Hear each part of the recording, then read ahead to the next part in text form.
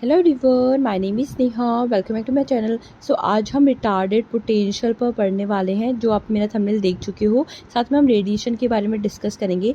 ये वाला derivation based topic होता है, लेकिन नेट में आपके यहाँ पर फॉर्मूले से क्वेश्चंस आते हैं। जितने भी हमारे इंपॉर्टेंट फॉर्मूले हैं उससे यहाँ पर क्वेश्चंस आते हैं, तो हम वो डिस्कस करने वाले हैं। देखो, नेट का एग्ज़ाम होने वाला है अभी जून में, तो हम जितने भी हमारे 30 डेज़ बचे हैं उसमें मैं वो वाले टॉपिक सेलेक्ट करूँगी जहाँ पर आपको सिर्फ फॉर्मूलेज काम है।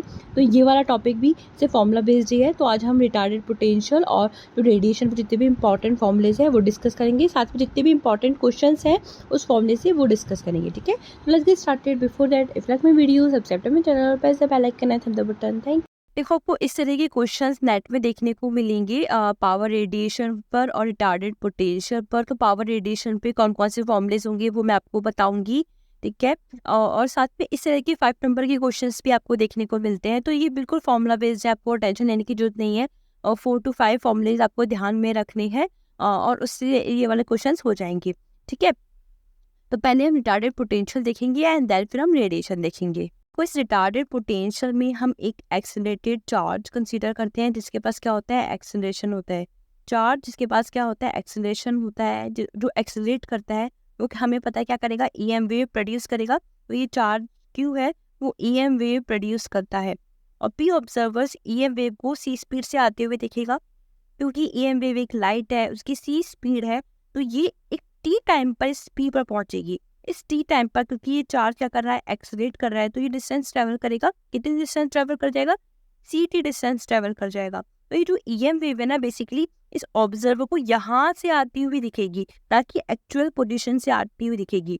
तो ईएम वेव की वजह से जो पोटेंशियल यहाँ पर आएगा वो क्या हो जाएगा, रिटार्ड हो जाएगा, क्योंकि वो यहाँ से ना आते हुए देख के हम यहाँ से उसको आते हुए देखेंगे।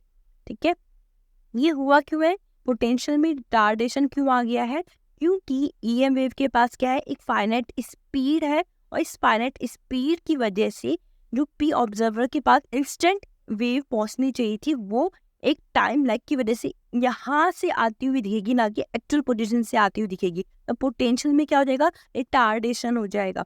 ठीक है, तो रिटार्डेड पोटेंशियल में हम टी टाइम कंसीडर ना करके एक रिटार्डेड टाइम कंसीडर करते हैं, जिसको हम क्या बोलते हैं, टी आर बोलते हैं। तो ईएम वेव जो कि ईएम फील्ड की वजह से, ईएम वेव पोटेंशियल जो जनरेट होता है ईएम फील्ड की वजह से, उसमें हम एक रिटार्डेड टाइम को कंसीडर करते हैं। ठीक है, कौन कौन से पोटेंशियल होते हैं, 2 तरीके के पोटेंशियल होते हैं, स्केलर पोटेंशियल और वेक्टर पोटेंशियल। ठीक है, हमें पता है वहाँ पर हम क्या करते हैं, 1/4 पे epsilon naught rho R prime D tau prime upon R minus R prime लेते हैं। और ए वेक्टर क्या होता है, mu naught upon 4 pi J R prime D tau prime upon R minus R prime होता है। लेकिन क्योंकि हमारा चार्ज एक्सलेट कर रहा है, ईएम वेव प्रोड्यूस हो रही है, ठीक है, और उसमें ईएम वेव की फाइनाइट स्पीड की वजह से क्या हो रहा है, एक टाइम लैग हो रहा है। ऑब्जर्वर को ईएम वेव यहाँ से आती हुई दिख रही है, पोटेंशियल में क्या हो रहा है, रिटार्डेशन आ रहा है। तो हम यहाँ पर रिटार्डेड टाइम कंसीडर करेंगे इसकी पोटेंशियल की टर्म में। ठीक है, तो क्या होगा, 1/4 pi epsilon naught rho R prime T R D tau prime upon R minus R prime. और ए वेक्टर क्या होगा, mu naught upon 4 pi J R prime T R R minus R prime D tau prime. यहाँ पर T R क्या, एक retarded time है, जो क्या होता है, T minus R by C होता है। ठीक है, तो ये क्या है, एक रिटार्डेड टाइम है जो हम रिटार्डेड पोटेंशियल में यूज करते हैं। और ये कब आता है, आपको याद रखना है, जहाँ पर भी एक्सेलरेटेड चार्ज होगा वहां पर हम रिटार्डेड पोटेंशियल कंसीडर करते हैं। ठीक है, हम रेडिएशन के बारे में देखते हैं। तो हमें पता है, पहले जो ईएम वेव होती है ना, वो 2 चीजें कैरी करती है, एक तो एनर्जी और एक मोमेंटम। एनर्जी क्या होती है, यू होती है, और मोमेंटम क्या होता है, पी होता है। तो पी क्या होता है, ई बाई सी। ई यहाँ पर क्या होता है, यू, तो पी होता है हमारा यू बाई सी। लेकिन हम यहाँ पर एनर्जी को यू की टर्म में ना लेकर पॉइंटिंग वेक्टर की टर्म में लेते हैं। पॉइंटिंग वेक्टर क्या होता है, energy per unit area per unit time. तो नॉर्मली आप जब एनर्जी बोलोगे ना, मतलब पॉइंटिंग वेक्टर ही होगा, क्योंकि हम वहाँ per unit time per unit area में हम एनर्जी देख रही हैं। ठीक है, तो पॉइंटिंग वेक्टर होता है एस। ठीक है, लेकिन यदि आपको एवरेज पॉइंटिंग वेक्टर निकालना है तो हम इस तरह से लिखते हैं। और पॉइंटिंग वेक्टर क्या होता है, energy per unit area per unit time. Power radiation की जब हम बात करते हैं, रेडिएशन की बात करते हैं, तो हम पी को कंसिडर करते हैं। और पी होता है हमारा क्लोज सरफेस से टोटल कितनी पावर इमिट हो रही है, वो हमारा पी होता है। यहाँ से हमारा रेडिएशन का कॉन्सेप्ट आता है, मतलब एक क्लोज सरफेस से कितनी पावर इमिट हो रही है, उसको हम क्या बोलते हैं, पावर रेडिएशन बोलते हैं। कितनी ईएम वेव इमिट हो रही है, वही हमारी क्या होती है, पावर होती है। पावर क्या होती है, इंटेंसिटी इनटू एरिया, ठीक है। यहाँ से हम पहले इंटेंसिटी निकालते हैं, तो इंटेंसिटी होती है बेसिकली एवरेज एनर्जी, और एनर्जी हमें पता है क्या होती है, पॉइंटिंग वेक्टर, ठीक है। तो एवरेज एनर्जी क्या होगी, इस तरह से हम एवरेज एनर्जी निकालेंगे, ये क्या होती है, हमारी इंटेंसिटी होती है, और इंटेंसिटी को एरिया से मल्टीप्लाई कर देते हैं तो यहाँ से क्या आ जाता है, पावर आ जाती है। और पूरी क्लोज सरफेस की बात करें तो हम पूरा क्लोज इंटीग्रल कर देंगे, मतलब पूरी एरिया को हम इंटीग्रेट कर देते हैं, तो वहाँ से हमारी पावर निकल जाती है, मतलब हमारा वहाँ से रेडिएशन निकल जाता है। तो इस तरह से हम रेडिएशन को कैलकुलेट करते हैं। यहाँ पर हमें पॉइंटिंग वेक्टर काम आता है, यहाँ से हमें इंटेंसिटी काम आती है, यहाँ से हमारी पावर काम आती है। तो आपको पॉइंटिंग वेक्टर के जितने भी हमारे इंपॉर्टेंट फॉर्मूले होते हैं, एस क्या होता है, A vector cross B vector upon mu naught, ये वाला फॉर्मूला पता होना चाहिए। E by B equals to क्या होता है, सी होता है, और सी क्या होता है, 1/√3 म्यू नॉट एप्सिलॉन नॉट, ये पता होना चाहिए। जब आप क्वेश्चन सॉल्व करोगी तो आपको एस किस तरह से निकाल सकते हैं वो आपको पता होना चाहिए। एवरेज एस तो आप निकाल ही लोगी, साथ में एरिया से इसको इंटीग्रेट करना आना चाहिए, क्योंकि ये हो जाता है इंटेंसिटी, इसको एरिया से मल्टीप्लाई कर देंगे तो ये बन जाएगा पावर, ठीक है। और पावर ही क्या होती है, रेडिएशन होता है। तो क्लोज टोटल क्लोज सरफेस से कितनी रेडिएशन इमिट हो रही है वो हमारी क्या हो जाएगी, पावर। तो ये वाला जो फॉर्मूला है हम इस ये हमारा बेसिक फॉर्मूला है, इससे हम अदर फॉर्मूले निकालेंगे पावर रेडिएशन की, ठीक है। अब हम इलेक्ट्रिक डायपोल, मैग्नेटिक डायपोल की वजह से रिटार्डेड पोटेंशियल देखेंगे और रेडिएशन देखेंगे, ठीक है। हमें पता है सेम ही होता है, जैसे डायपोल क्या होता है, दो चार्ज का एक पेयर होता है। अब हमने यहाँ पर plus Q minus Q charge लिए, और ये जो डायपोल है वो क्या करेंगे, ऑसिलेट करेंगे किस फ्रिक्वेंसी से, ओमेगा फ्रिक्वेंसी से ऑसिलेट करेंगे। Due to this electric dipole oscillation हमारी क्या होगी, क्योंकि ये ऑसिलेट कर रहे हैं तो एक ईएम वेव यहाँ पर प्रोड्यूस करेंगे। भी ऑब्जर्वर के पास जो ये ईएम वेव पहुंचेगी उसमें क्या होगा, रिटार्डेशन आ जाएगा, टाइम लैग आ जाएगा, क्योंकि ये क्या कर रहे हैं, ऑसिलेट कर रहे हैं। तो हम क्या करेंगे, इसकी पोटेंशियल में भी क्या करेंगे, हम रिटार्डेड टाइम कंसिडर करेंगे। तो आपको डायरेक्ट इसके फॉर्मूलेज याद रखने हैं, क्योंकि इसका बहुत लंबा डेरिवेशन है। इसके लिए आप ग्रिफिथ की बुक देख सकते हो, आपको नेट में काम नहीं आएगा। एमएससी में भी बिल्कुल भी आपके डेरिवेशन नहीं पूछते हैं, लेकिन एक कॉन्सेप्ट आपको क्लियर होना चाहिए किस तरह से आप इसको कैलकुलेट करते हो। लेकिन यहाँ पर आपको नेट में बिल्कुल क्वेश्चंस नहीं पूछते हैं, डायरेक्ट आपका रिलेशन पूछते हैं कि वी आर पर किस तरह से डिपेंड कर रहा है या फिर ए आर पर किस तरह से डिपेंड कर रहा है, बस ये पूछते हैं, ठीक है। हमें पता है डायपोल क्या होता है, पी इक्वल्स टू क्या होता है, क्यू डी होता है, ठीक है। क्योंकि यहाँ पर डायपोल क्या कर रहा है, ऑसिलेट कर रहा है, तो इसकी जो डिस्टेंस होगी चेंज होगी, कैसी होगी, डी कॉस ओमेगा टी हो जाएगी। क्यू डी क्या हो जाएगा, पी नॉट हो जाएगा, तो पी हो जाएगा हमारा P naught cos omega T. तो इस तरह से हमारा डायपोल क्या करेगा, ऑसिलेट करेगा। ओमेगा टी यहाँ पर थीटा हो जाएगा, तो आप इसको इस तरह से भी लिख सकते हो, पी नॉट कॉस थीटा, या फिर P equals to P naught cos omega T, दोनों ठीक है, ठीक है। यहाँ पर ऑसिलेट कर रहा है इसलिए मैंने यहाँ पर इसको ओमेगा के फॉर्म में लिखा है। आपको डायरेक्ट फॉर्मूला याद रखना है और डिपेंडेंसी याद रखनी है। तो इसके लिए पोटेंशियल क्या होता है हमारा, बी नॉट ओमेगा अपन में 4 pi epsilon naught C cos theta upon R sine omega T R, जहाँ टी आर क्या होता है, T minus R by C, ठीक है। और जो हमारा वेक्टर पोटेंशियल होता है वो क्या होता है, omega naught P naught omega upon 4 pi R sine omega T R, जहाँ पर टी आर होता है T minus R by C, ठीक है। यहाँ पर कॉस थीटा अपॉन आर की टर्म आती है, यहाँ पर भी आर की टर्म नीचे आ रही है, मतलब वेक्टर पोटेंशियल और स्केलर पोटेंशियल इनवर्सली प्रोपोर्शनल होता है आर की, कहाँ पर, इलेक्ट्रिक डायपोल में। आपको याद रखना है, जब हमने पोटेंशियल्स निकाल लिए, हमारी रिटार्डेड पोटेंशियल निकाल लिए, तो हमारी इलेक्ट्रिक फील्ड और मैग्नेटिक फील्ड निकल जाएगा। हमें फॉर्मूला पता होता है क्या होता है, माइनस का डेल वी माइनस का डेल अपॉन डेल टी। और बी निकालने के लिए हम क्या करेंगे, डेल कर्ल ए करेंगे, ठीक है। तो जैसे हम इसको सॉल्व करेंगे और वी और ए की वैल्यू पुट करते हैं तो आता है U naught P naught omega square upon 4 pi sine theta upon R cos omega T minus R by C. E निकल गया, आपको डायरेक्ट कर्ल निकालने की भी जरूरत नहीं है। आप क्या कर सकते हो, डायरेक्ट क्या, ई इक्वल्स टू क्या होता है, ई बाई बी इक्वल्स टू होता है सी, तो बी निकालने के लिए ई बाई सी करना है, डायरेक्ट यहाँ पर क्या देगा, सी की टर्म आ जाएगी, ठीक है। तो यदि आपको याद रखना है इसके लिए तो आप याद भी रख सकते हो कि यहाँ पर साइन थीटा अपॉन आर आता है इलेक्ट्रिक डायपोल में, मतलब ये भी इनवर्सली प्रोपोर्शनल होता है आर के, और बी भी क्या होगा, इनवर्सली प्रोपोर्शनल होगा, ठीक है। अब हम इलेक्ट्रिक डायपोल की वजह से रेडिएशन देखते हैं। रेडिएशन क्या होती है, बेसिकली पावर होती है। पावर रेडिएशन को हम किससे कैलकुलेट करते हैं, पॉइंटिंग वेक्टर से कैलकुलेट करते हैं, और जो पॉइंटिंग वेक्टर होता है ई और बी पे डिपेंड करता है, इसलिए हम सबसे पहले रिटार्डेड पोटेंशियल निकालते हैं, उससे हम ई और बी निकालते हैं, एंड देन फिर हम उससे पॉइंटिंग वेक्टर निकाल के रेडिएशन निकालते हैं, ठीक है। सो हम सबसे पहले पॉइंटिंग वेक्टर निकालेंगे एंड देन इसका एवरेज कर देंगे। तो क्या निकल जाएगा, ये इंटेंसिटी निकल जाएगा। उसका डायरेक्ट फॉर्मूला है, इसको ही याद रखना है आपको। क्या होता है, म्यू नॉट पी नॉट का स्क्वायर ओमेगा 4 अपॉन में 32 pi square C sine square theta upon R square R cap, क्योंकि एक डायरेक्शनल क्वांटिटी है, वेक्टर क्वांटिटी है, इसलिए यहाँ पर आर कैप की टर्म आ जाएगी। ठीक है, आप इसको याद रख सकते हो, बहुत सिंपल है, 1-2 बार याद रखोगे आपको याद हो जाएगा। पावर क्या होगी, इंटेंसिटी मल्टीप्लाई बाय एरिया का इंटीग्रेशन, तो ये याद रखना आपको इंपॉर्टेंट है, very very important. Electric dipole की वजह से जो पावर होती है वो क्या होती है, म्यू नॉट पी नॉट का स्क्वायर ओमेगा 4 अपॉन में 12 पाई सी। ठीक है, ये आपको याद रखना है, और यही से आप पॉइंटिंग वेक्टर को याद रख सकते हो। देखो म्यू नॉट पी नॉट का स्क्वायर ओमेगा 4 पावर में भी है तो ऊपर आएगा, यहाँ पर 12 है तो यहाँ पर 32 आ रहा है, 32 बाई स्क्वायर सी, और यहाँ पर आर की टर्म आती है, क्या होती है, sine square theta upon R square. तो इस तरह से आप इसको याद रख सकते हो। अब हम मैग्नेटिक डायपोल की वजह से रेडिएशन देखते हैं। तो मैग्नेटिक मोनोपोल तो एग्जिस्ट ही नहीं करता, जब एग्जिस्ट नहीं करेगा तो रेडिएशन कैसे देखें। ठीक है, तो मैग्नेटिक डायपोल की वजह से रेडिएशन देखते हैं, और ये क्रिएट कैसे होता है वो देखते हैं। देखो एक लूप में जब करंट फ्लो करती है ना, तो है ना यहाँ पर एक फील्ड क्रिएट करती है, यहाँ पर एक डायपोल्स क्रिएट करती है। इस डायपोल्स की वजह से क्या होता है, फील्ड क्रिएट होती है जिसको हम मैग्नेटिक फील्ड बोलते हैं। और ये मैग्नेटिक फील्ड किसकी वजह से होती है, डायपोल की वजह से, जिसको हम बोलते हैं मैग्नेटिक डायपोल।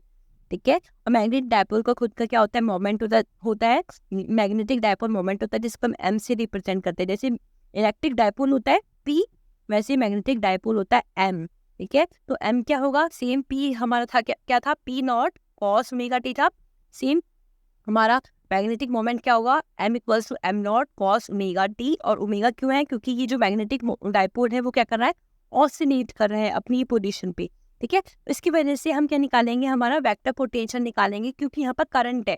ठीक है, यहाँ पर कोई स्टैटिक चार्ज नहीं है, जब स्टैटिक चार्ज नहीं है तो हमारा जो हमारा स्केलर पोटेंशियल है वी, वो भी नहीं होगा हमारे यहाँ पर, सिर्फ हम वेक्टर पोटेंशियल कंसीडर कर रहे हैं, क्योंकि हमारा मैग्नेटिक डायपोल है। क्या होता है, ए होता है हमारा mu naught M naught omega upon 4 pi C sine theta upon R sine omega T minus R by C. ठीक है, अब हम क्या देखते हैं, इलेक्ट्रिक फील्ड देखते हैं। तो इलेक्ट्रिक फील्ड हमें पता है क्या होगा, क्योंकि वेक्टर पोटेंशियल तो 0 है, तो इलेक्ट्रिक फील्ड होगा हमारा माइनस का डेल अपॉन डेल टी। क्या होता है, माइनस का mu naught M naught omega square upon 4 pi C sine theta upon R cos का omega T minus R by C होता है।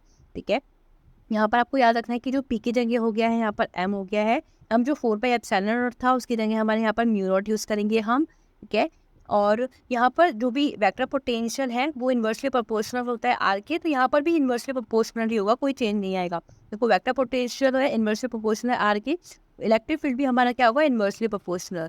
ठीक है, क्या होगा हमारे इसका mu naught M naught omega square upon 4 pi C sine theta upon R cos omega T minus R by C, जहाँ T minus R by C क्या है, हमारा रिटार्डेड टाइम है। ठीक है, मैग्नेटिक फील्ड क्या होगा, हमारा मैग्नेटिक फील्ड होगा डेल क्रॉस ए।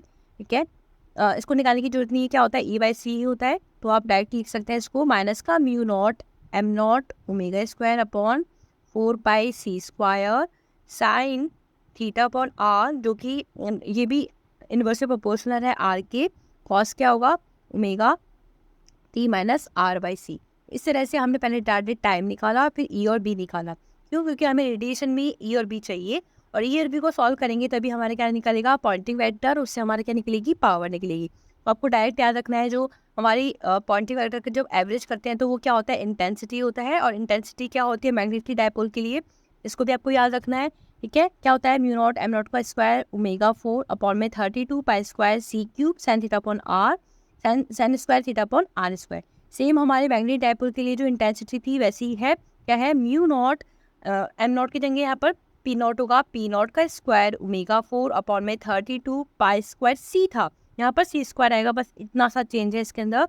और क्या है, sine square theta upon R square R cap. ठीक है, जब यहाँ पर सी स्क्वायर की टर्म एक्स्ट्रा है ना यहाँ पर, तो पावर में भी एक्स्ट्रा आएगी, क्या आएगी, म्यू नॉट एम नॉट का स्क्वायर ओमेगा 4 अपॉन में 12 पाई सी क्यूब। ठीक है, जो मैग्नेटिक डायपोल के लिए क्या थी, म्यू नॉट पी नॉट का स्क्वायर ओमेगा 4 अपॉन में 12 पाई सी, तो इतना सा चेंज है। तो यदि हम इसका क्या निकालते हैं, रेशियो निकालते हैं, तो हमें पता है पी मैग्नेटिक के लिए क्या है, पी मैग्नेटिक के लिए हमारे पावर निकली थी म्यू नॉट एम नॉट का स्क्वायर ओमेगा 4 अपॉन में 12 पाई सी क्यूब। ठीक है, और यहाँ पर आ जाएगा म्यू नॉट पी नॉट का स्क्वायर ओमेगा 4, यहाँ पर 12 पाई सी। ठीक है। तो ये कैंसिल हो जाएंगे, म्यू नॉट से म्यू नॉट, ओमेगा 4 से ओमेगा 4, तो बचेगा क्या, एम नॉट। ठीक है, यहाँ पर सी से सही कैंसिल हो जाएगा, तो यहाँ पर सी स्क्वायर, और यहाँ पर बचेगा क्या, पी नॉट का स्क्वायर। ठीक है, तो इसको होल स्क्वायर कर सकते हैं, तो आ जाएगा एम नॉट पी नॉट सी का स्क्वायर। इस तरह से हम क्या निकाल सकते हैं, इसका रेशियो निकाल सकते हैं कि इनमें इस तरह की डिपेंडेंसी होती है। ठीक है, तो अब हम आर्बिट्री सोर्स की वजह से रेडिएशन देखेंगे। आर्बिट्री सोर्स का मतलब जहाँ पर मोनोपोल भी हो, जहाँ पर डाइपोल्स भी हो, जहाँ पर ऑक्टापोल्स भी हो, जहाँ पर क्वाड्रुपोल्स भी हो, सारे पोल्स हो, तब पावर रेडिएशन क्या होगी वो निकालना है। ठीक है, तो ये जो फॉर्मूला दिया था लारमार ने दिया था, लारमार फॉर्मूला भी बोलते हैं इसको। और देखो क्वेश्चंस में ऐसे पूछ सकते हैं कि इलेक्ट्रिक डाइपोल की वजह से पावर रेडिएशन निकाल लो, अभी लारमार की वजह से पावर रेडिएशन निकालो। यदि लारमार की वजह से पावर रेडिएशन पूछते हैं तो आपको ये वाला फॉर्मूला यूज करना है। ठीक है, तो शायद नेट पर इससे क्वेश्चंस भी आए हैं, तो आपको ये वाला फॉर्मूला याद रखना है कि लारमार फॉर्मूला बोलते हैं, ये किसकी वजह से होता है, आर्बिट्री सोर्स की वजह से होता है। ठीक है, तो इसके लिए इलेक्ट्रिक फील्ड, मैग्नेटिक फील्ड देखते हैं, देन फिर पावर देखते हैं, जो कि बहुत ही ज़्यादा इंपॉर्टेंट फॉर्मूला है। ये क्या होता है, ई होता है हमारा mu naught upon 4 pi R cap cross P cap, और बी होता है हमारा mu naught upon 4 pi R cap cross P cap. हमने राइट निकाला है, ई बाई सी किया है हमने, और यहाँ से सी ये वाली टर्म आ जाएगी।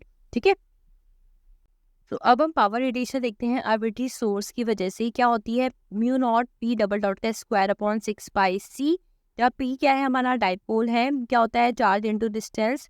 पी डबल डॉट का मतलब पहले डॉट करेंगे, देखो चार्ज तो कांस्टेंट है, तो डी का हम डॉट करेंगे तो क्या आएगा वी, पी का एक और डॉट करेंगे तो क्या आएगा क्यू इंटू ए। तो यहाँ पर जो पावर होती है वो एक्सीलरेशन पे डिपेंड करती है, क्या होती है mu not Q square A square upon 6 पाई सी। तो अब बहुत ज़्यादा इंपॉर्टेंट फॉर्मूला है, आपको याद रखना है। वो हमने इलेक्ट्रिक डाइपोल में पावर देखी थी, वो क्या होती है 12 पाई सी होती है।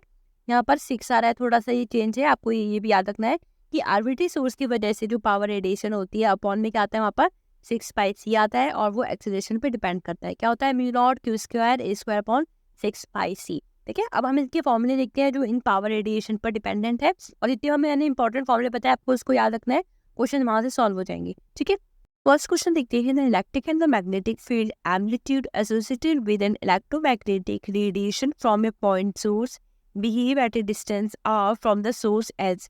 देखो पॉइंट सोर्स के लिए हमें इलेक्ट्रिक एंड मैग्नेटिक फील्ड का जो आर के साथ क्या रिलेशन होता है वो बताना है। ठीक है, तो हमें पता है electric dipole, electric magnetic dipole हो, चाहे पॉइंट सोर्स हो, यदि हमारा V is proportional to R है और A भी A inversely proportional to R है, तो हमारा E और B भी क्या होगा, इनवर्सली प्रोपोर्शनल टू क्या होगा, R होगा।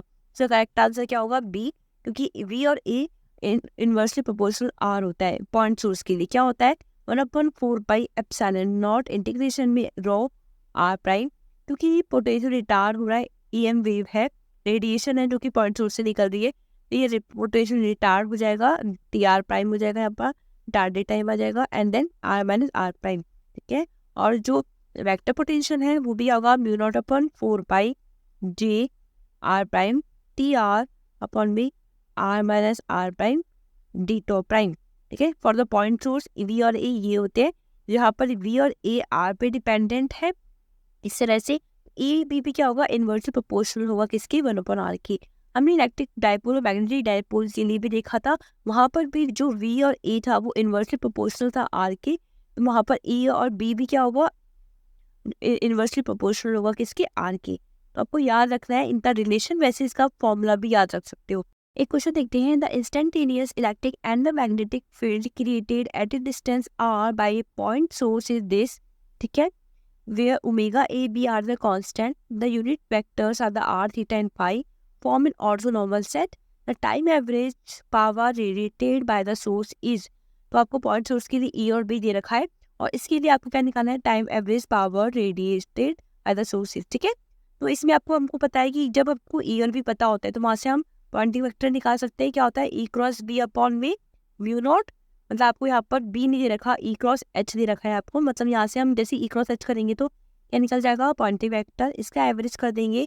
पावर निकालना है तो क्या करना पड़ेगा, इंटीग्रेशन करना पड़ेगा इंटेंसिटी डॉट डी के साथ, क्योंकि पॉइंटिंग वेक्टर का एवरेज क्या होता है, इंटेंसिटी, और इसको इस तरह से डॉट डी कर देंगे, सरफेस के साथ इंटीग्रेशन कर देंगे तो क्या आ जाएगा, हमारा पावर आ जाएगा। ठीक है, तो जैसे हमने E क्रॉस B किया यहाँ पर, तो क्या आएगा, E क्रॉस B करने पर आएगा AB cos square omega T, theta cross pi क्या होगा आर कैप, ठीक है, अपॉन में 2 pi epsilon naught mu naught R square.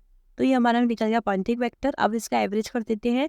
देखो ये तो कांस्टेंट है, बाहर आ जाएगा 2 pi epsilon naught mu not क्या होता है, देखो हमें पता है सी होता है 1/√में म्यू नॉट एप्सिलॉन नॉट, ये बन जाएगा सी स्क्वायर, ठीक है, और ये आर स्क्वायर बाहर आ जाएंगे। एवरेज करेंगे तो ये हो जाएगा 1/2।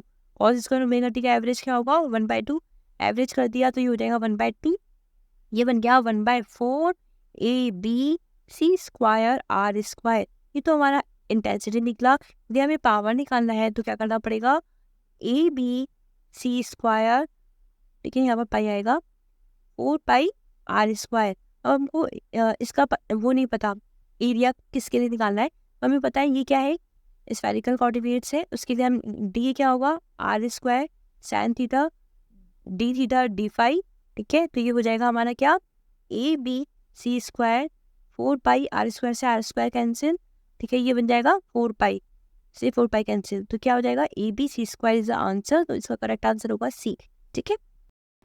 एक क्वेश्चन है, an oscillating point dipole of moment P T equals to क्या है, P naught cos omega T Z cap, मतलब यहाँ पर जो डायपोल है वो ऑसिलेट कर रहा है ओमेगा फ्रीक्वेंसी से। Generate the time dependent electric and the magnetic fields at distance r far away from the dipole, the vector potential due to this dipole in SI unit is, ये क्या होता है, mu naught omega upon 4 pi R sine omega T minus R by C. Total power radiated from this dipole is. So अब हम electric dipole की वजह से power radiation की बात करते हैं। पावर रेडिएशन के लिए हमें पी चाहिए, पी मतलब हमें इंटेंसिटी चाहिए पहले, एंड देन डी करना पड़ेगा। हमने इसका फॉर्मूला डायरेक्ट याद रखा था, क्या होता है म्यू नॉट पी नॉट का स्क्वायर ओमेगा 4 अपॉन में 12 पाई सी, ठीक है, ये हमारे इलेक्ट्रिक डायपोल की वजह से क्या होता है पावर होती है। और यदि हमें यही से निकालना है, इंटेंसिटी का पता करना है, तो फॉर्मूला याद करना की जरूरत नहीं है, बस आपको इसको देखना है और फिर यही से हम याद करेंगे। देखो म्यू नॉट भी आएगा, पी नॉट का स्क्वायर भी आएगा, ओमेगा 4 आएगा, यहाँ पर 12 तो यहाँ पर 32 पाई स्क्वायर सी आएगा, यहाँ पर आ जाएगा sine square theta upon R square R cap, ठीक है। यहाँ से हम निकालते हैं हमारा Poynting vector, average Poynting vector, ठीक है, और पावर क्या होगी म्यू नॉट पी नॉट का square omega 4 upon 12 pi C, ठीक है। और यहीं पर यदि हम मैग्नेटिक डायपोल की वजह से पावर रेडिएशन देखते हैं, क्योंकि मैग्नेटिक डायपोल है तो यहाँ पर एम नॉट आ जाएगा, ठीक है। मैग्नेटिक डायपोल की वजह से पावर रेडिएशन क्या होती है, म्यू नॉट एम नॉट का स्क्वायर ओमेगा 4 अपॉन में 12 पाई सी क्यूब, ये हमारे मैग्नेटिक डायपोल की वजह से पावर रेडिएशन है। और इससे यदि हम पॉइंटिंग वेक्टर निकालते हैं, मैग्नेटिक डायपोल का पॉइंटिंग वेक्टर निकालते हैं, तो क्या आएगा म्यू नॉट एम नॉट का स्क्वायर ओमेगा 4 तो आएगा, साथ में क्या आएगा 32 पाई स्क्वायर सी क्यूब, ठीक है। इस तरह से हम C cube sine square theta upon R square, तो मैग्नेटिक डायपोल की वजह से हमने पॉइंटिंग वेक्टर भी देख लिया।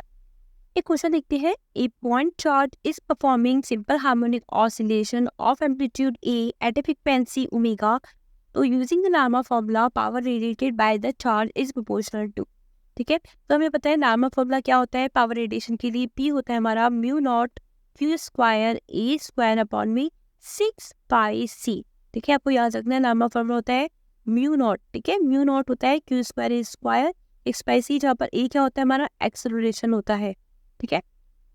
लेकिन ये जो पावर रेडिएशन वाला फॉर्मूला है आर्बिट्री सोर्स के होता है, जिसमें मोनोपोल भी होता है, डायपोल भी होता है, क्वाड्रोपोल भी होता है, लेकिन यहाँ पर बोल रहा है कि आपकी जो आर्बिट्री सोर्स में क्या है एक पॉइंट चार्ज है, उसकी वजह से आपको पावर रेडिएशन निकालना है। उन्होंने बोला है वो सिंपल हार्मोनिक ऑसिलेशन कर रहा है, उसका एम्पलीट्यूड ए दे रखा है, ये वाला ए हमारा एक्सेलरेशन है और ये वाला हमारा कैपिटल ए है, तो हमें रिलेशन ए और ए में रिलेशन निकालना है। हमें पता है सिंपल हार्मोनिक ऑसिलेशन के लिए डिस्प्लेसमेंट क्या होता है, कैपिटल ए कॉस ले लेते हैं कॉस ओमेगा टी, ठीक है। यहाँ पर वेलोसिटी कितनी हो जाएगी माइनस का A omega sine omega T, X double dot कितना हो जाएगा माइनस का A omega square cos omega T, ठीक है। अब हम इसको रिप्लेस कर देंगे क्योंकि ये हमारा क्या बन गया एक्सेलरेशन ही है, तो रिप्लेस किया तो ये आ जाएगा ये म्यू नॉट क्यू स्क्वायर ए स्क्वायर है तो इसका होल स्क्वायर कर देंगे तो ये हो जाएगा capital A square omega 4 cos square omega T upon में 6 पाई सी। तो पावर किस पे डिपेंड कर रही है क्यू स्क्वायर ए स्क्वायर ओमेगा 4 की। देखो ओमेगा 4 किसमें है, एक तो इसमें और इसमें है, लेकिन यहाँ पर क्यू स्क्वायर है, तो क्यू स्क्वायर ये रहा omega 4 A square. Correct answer हो जाएगा इसका डी। क्वेश्चन है consider a dipole antenna with length L and the charge Q and the frequency omega, power radiated by antenna at a large distance R is P. तो आपको dipole की वजह से power दे रखी क्या है, पी है। The length N is increase by root 2 N, charge is increase by root 3 Q and the frequency is increase by root 5 omega and the what factor radiated power is increase. तो आपको पता है हम जितने भी dipole और magnetic pole या फिर लार्मा फ्रिक्वेंसी से जो हमने लार्मा फॉर्मूले से पी देखिए वो इवन लिख लेते हैं। क्या होता है, पी होता है इलेक्ट्रिक डायपोल के लिए होता है म्यू नॉट पी नॉट का स्क्वायर ओमेगा 4 अपॉन 12 पाई सी। यदि हम मैग्नेटिक डायपोल की वजह से पावर देखते हैं तो आता है omega not mu naught M naught का square omega 4 upon 12 pi C Q. ठीक है, एंड लार्मा फ्रिक्वेंसी से पावर होती है हमारी म्यू नॉट क्यू स्क्वायर ए स्क्वायर अपॉन 6 पाई सी। याद रखते हैं आपको ये सारे फॉर्मूले। इनमें से आपको इलेक्ट्रिक डायपोल के लिए दे रखा है इन्होंने।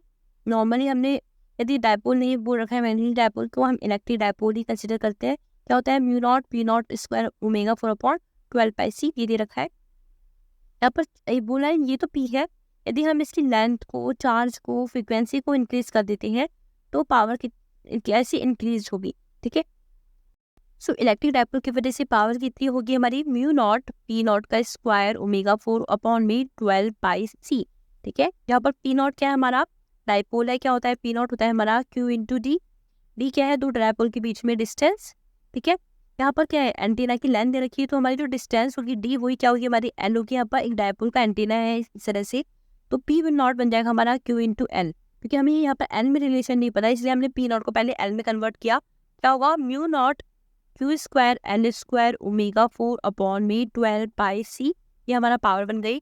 अभी बोल रहा है हमने यदि पावर इंक्रीज कर दी तो हमारी पावर चेंज हो गई, पी डैश हो गई, क्या हो जाएगी म्यू नॉट हो जाएगी। हमने चार्ज कर दिया रूट 3 क्यू कर दिया, मतलब 3 क्यू स्क्वायर हो गया इंटू में लेंथ को इंक्रीज कर दिया 2 एल स्क्वायर हो गया। और ओमेगा 4 को हमने ओमेगा को इंक्रीज कर दिया रूट 5 ओमेगा से, तो ये रूट 5 ओमेगा का 4 टाइम्स होगा है ना इसकी, और नीचे आएगा 12 पाई सी। तो पी डैश हमारा क्या हो जाएगा, देखो mu naught Q square L square omega 4 upon 12 pi सी, तो पी बन गया। अब यहाँ पर कितना आएगा 3 इंटू 2 इंटू 5 इंटू 5 कितना हो जाएगा 25 इंटू 2 50 50 इंटू 3 150।